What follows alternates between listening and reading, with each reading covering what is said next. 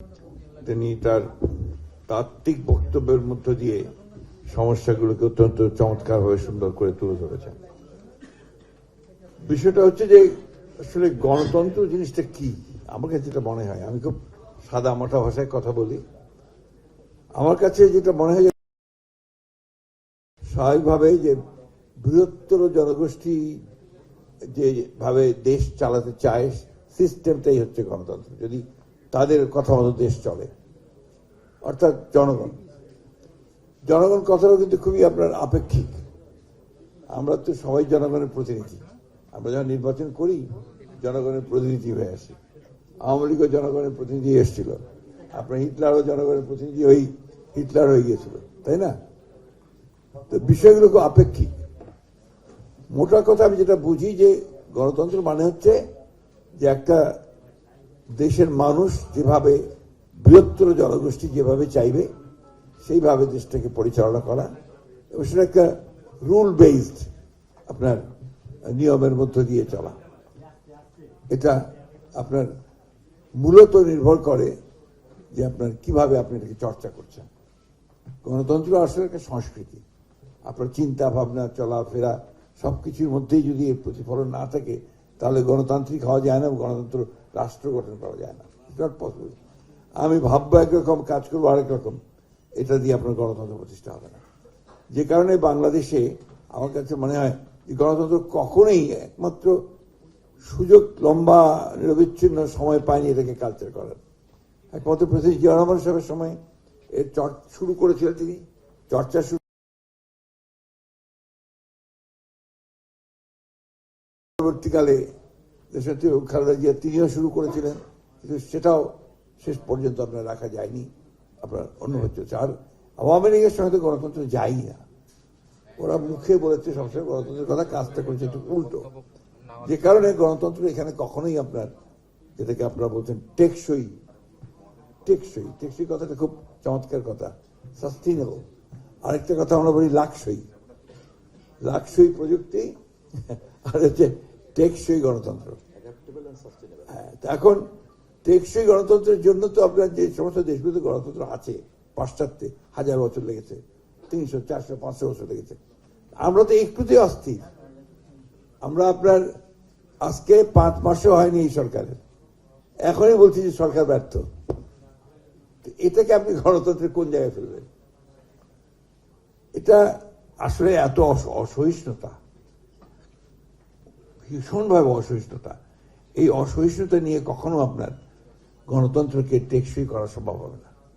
আমরা বারবার কথা বলেছি যে গণতন্ত্রের আরেকটা বিষয় আছে, যেটা হচ্ছে টলারেন্স, যে আমি অন্যের কথা শুনবো এবং সেটা যদি ঠিক হয় সেটাকে বাস্তবায়িত করার চেষ্টা করব।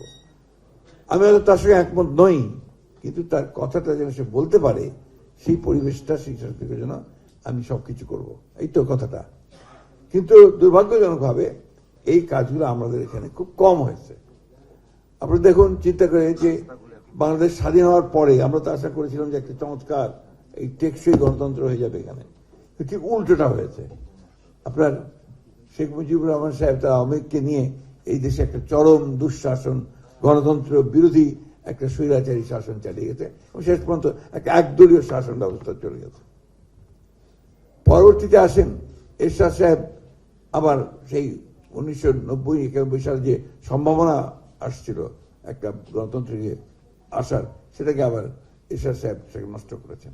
আমি লম্বা ইতিহাস বলতে চাই না, ঘটনা এইভাবে ঘটেছে। সবচেয়ে ভয়ঙ্কর ঘটনা ঘটেছে 15 বছর।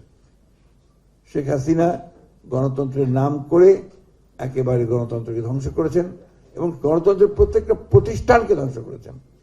এবং আজকে যে সমস্যাগুলো, এই সমস্যাগুলো প্রধান কারণটাই হচ্ছে আমাকে যে এখানে কোনো প্রতিষ্ঠান গড়ে ওঠেনি, কোনো ইনস্টিটিউশন ডেভেলপ করেনি। আপনি দেখুন, আপনাদের এই যে আমাদের তথ্যমন্ত্রী সাহেবের যে বিভিন্ন প্রতিষ্ঠানগুলো আছে, একটা তথ্য কমিশন আছে না, তারপরে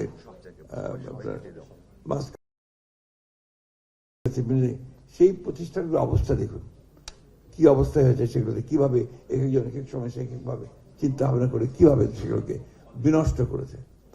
আমি আপনাদের সঙ্গে চলাফেরার কারণে আপনাদের সমস্যাগুলো আমি কিছুটা অনুধাবন করতে পারি, কারণ যে কথাটা আমাদের তথ্যমন্ত্রী সাহেব বললেন, যে মূল বিষয়টা হচ্ছে যে এখানে তো মালিক পক্ষ একটা বিরাট পক্ষ, এবং আমাদের দেশে মালিক পক্ষ কারা সেটা আমরা খুব ভালো করে জানি সবাই। লোন হাজার হাজার কোটি টাকা নিয়েছেন এক একজন, আর লোনের জন্যই তাদেরকে কিন্তু সবসময় বেশিরভাগ সময় সরকারের মুখাপেক্ষ হয়ে থাকতে হয় বা তাদেরকে দাবিদারি করতে হয়। এমন সাহসী ওই ধরনের কারো পক্ষে সম্ভব না যে তারা আপনার সরকারের সমালোচনা করবে, সেটা খুব রেয়ার কথা। তো এটা বাস্তবতা। এখানে যারা আপনারা আছেন চেষ্টা করেন আপনারা সবসময় যে সত্য কথাটা বলবেন, সত্য কথাটা লিখবেন, কিন্তু সবসময় তো আপনারা পারবেন না। আমি এখন জানি, এখন তো সরকার যেটা আমাদের তথ্যমন্ত্রী সাহেব বলেন যে সরকারের কোনো চাপ নেই। তথ্যমন্ত্রী সাহেব নিশ্চয়ই আপনাদের কোথাও ফোন করে একজনও বলেননি যে এটা কেন লিখলেন বা এটা লিখলেন না কেন বা দিলেন কেন। তখন তো আপনারা একদিন বলেছেন যে আমরা নিজেরাই ঠিক করে নিই যে এটা লেখা উচিত হবে কি উচিত হবে না।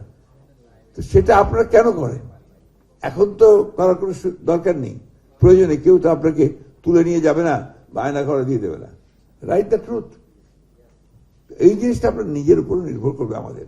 তো আমরা যারা গণতন্ত্রকে টেকসই করতে চাই, আমার প্রথম কথা হচ্ছে সেই গণতন্ত্রকে টেকসই করার জন্য এটাকে আমাকে চর্চা করতে হবে।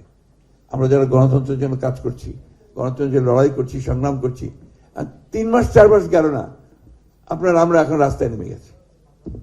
রাস্তায় নেমে আমরা বলছি যে সরকার ব্যর্থ, এই মুহূর্তে পদত্যাগ করতে হবে।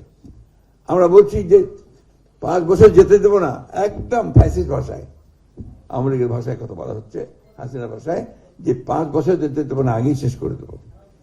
এই ভাষাগুলো তো গণতন্ত্রের ভাষা না। আপনি পার্লামেন্টে আসেন, পার্লামেন্টের কথাগুলো বলেন, বলা হয়েছে পার্লামেন্টের কথা। আপনার জুলাই সনদ নিয়ে কথা আছে, গণভোট নিয়ে কথা আছে, এগুলো পার্লামেন্টই সমাধান করা যায়। কিন্তু আমরা দেখেন, আমাদের যারা আমরা গণতন্ত্রের কথা বলি, আমরা যুদ্ধ করি, সংগ্রাম করি, লড়াই করি, আমরাই তো এটা মানতে চাই না। আমরাই তো আমরা বেরিয়ে গেছি, এখন আমি মব ক্রিয়েট করে জোর করে এটাকে যাওয়ার চেষ্টা করি। ভয়ঙ্কর ভাষাগুলো যেগুলো আপনার, সেগুলো কিন্তু আপনার একদম হাসিনার ভাষার সঙ্গে আমি তার কোনো পার্থক্য দেখি না। তো এই যে ভাষাভাবে যদি আমরা কথা বলতে থাকি, তাহলে আবার গণতন্ত্র কোথায় হবে, কি করে হবে? আর আপনার, আমি প্রথমে সেক্রেটারিয়েট ঘাও করে সেক্রেটারি ঢুকে পড়বো, এই ইন্টারনেট কোম্পানি যখন ছিল তখন ভিতরে ঢুকে গিয়েছিল, মব ক্রিয়েট করে ভিতরে ঢুকে গিয়েছে একদম, এবং আপনার সেক্রেটারিকে তছনছ করে দিচ্ছে। গতদিন আপনার প্রেসিডেন্টের একটা অনুষ্ঠান ছিল, প্রধানমন্ত্রী ছিলেন, একটা রাষ্ট্রের একটা অনুষ্ঠান, সেইখানে একটা বিশ্রী একটা ভুল হতে পারে, ভুল তথ্য থাকতে পারে, সেটা নিয়ে কথা বলা যেতে পারে, কিন্তু তার জন্য একটা বিশ্রী একটা অবস্থা তৈরি করে in presence of the diplomats যে অবস্থাটা তৈরি করা হলো, এটা কখনোই আপনার গণতন্ত্রের জন্য উপযোগী নয়। এটা গণতন্ত্র হতে পারে না এইভাবে। সুতরাং আমরা সবাই চাই যে আমরা একটা চমৎকার একটা গণমাধ্যম থাকবে, সেই গণমাধ্যমের মধ্য দিয়ে আলোচনা সমালোচনা সবকিছু হবে। এটা তো আপনার ইয়ে আমাদের সেই আমরা ইকোনমিক্সে পড়তাম, আপনার যে পারফেক্ট কম্পিটিশন এর একটা আমাদের সংজ্ঞা ছিল, যে সব শেষে বলতো other things remaining the same, অর্থাৎ যদি এগুলো সব ঠিক থাকে তাহলে এটা হবে। এখন আমাদের অবস্থাটা দাঁড়িয়েছে এটা আর কি। এখন হ্যাঁ, এটা আপনার নির্ভর করবে কালচারের উপরে, আপনি কিভাবে প্র্যাকটিস করছেন। আমাদের তথ্যমন্ত্রী খুব সুন্দর কথা বলেন, উনি তাত্ত্বিকভাবে চমৎকারভাবে কথা বলতে পারেন, কিন্তু প্র্যাকটিস তো করতে হবে আপনাদেরকে। আমরা যারা স্টেক হোল্ডার্স আছি, আমরা তার সঙ্গে আছি। এখন আপনার ধরেন আমাদের, আমি কারো নাম বলবো, নাম বললে আবার ভুলে যাবে, সলিমুদ্দিন সাহেব, তিনি পত্রিকার মালিক বা তিনি আপনার ইলেকট্রনিক মিডিয়ার মালিক, তিনি চাইলেন যে এটাকে এইভাবে রাখো, ওই আপনার রিপোর্টার বা ওই সাংবাদিকের তো সেই ক্ষমতা নেই যে সে বাইরে যাবে, গেলে তার চাকরিতে চলে যাবে, এবং এটা অহরহ করছে। বিনা কারণে সম্পাদকদেরকে বের করে দিচ্ছে উইদাউট এনি নোটিস। হচ্ছে আপনাদের এগুলো নিয়ে কিন্তু আপনারা কথা বলেন না। আপনাদের এখন পর্যন্ত আমি আপনাদের কোন অ্যাসোসিয়েশনের পক্ষ থেকে, ইউনিয়নের পক্ষ থেকে, সাংবাদিকদের পক্ষ থেকে জোরালো ভাষায় এগুলোর বিরুদ্ধে কোনো কথা বলতে শুনিনি। কিছু মনে করবেন না, বাস্তবতা বলছি আমি, দিস দ্য রিয়ালিটি। তা আপনাদের মধ্যেই তো সমস্যাটা, এই সমস্যাটা একটু আপনারা দয়া করে এখন আপনাদের নিজেদের স্বার্থে এখন গণমাধ্যম তখনই আপনার ভালো ভূমিকা পালন করতে পারবে যদি আপনারা যারা এর মধ্যে কাজ করছেন তারা এক হয়ে যাবে, তা নাহলে এটা হবে না। ওয়েজ বোর্ড নাই, কথা নেই বার্তা নেই, বিদায় করে দিচ্ছে, ছাঁটাই করে দিচ্ছে, কোনো মিনিমাম কোনো স্যালারি নাই। তো এটা নিয়ে তো কোনো আন্দোলনও নেই, আপনাদের কথাও নেই। সবাই আমরা আপনার ইল করে যাই, আমরা আপনার ওই সমস্যার কাছে চলে যাই। আমি সেদিন বলছি যে আপনার কালচার করতে হবে। আমার মনে হয় যে এটাকে আমাদের চর্চাটা করা দরকার। কারণ আর সরকার তো আপনার অলৌকিক জাদুর সেই আপনার চেরাগ নিয়ে হাতে, যে ঘষা দিল আর মুহূর্তে সব ঠিক হয়ে গেল।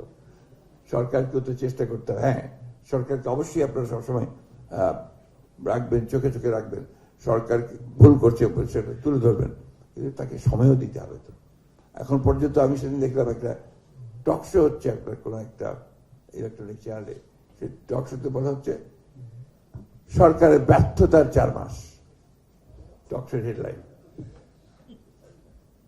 না, এটাতে বোঝা যায় যে আপনার মিডিয়া কিভাবে একদিকে নিয়ে যেতে চায়, ওই মিডিয়াটা পার্টিকুলার দ্যাট মিডিয়া। এটা তো ঠিক না, কিন্তু কেউ বলেন না সরকারের 4 মাসের অর্জন কি, সাফল্য কোথায়, এই কথাটা নিয়ে কিন্তু কেউ আলোচনা করলেন না।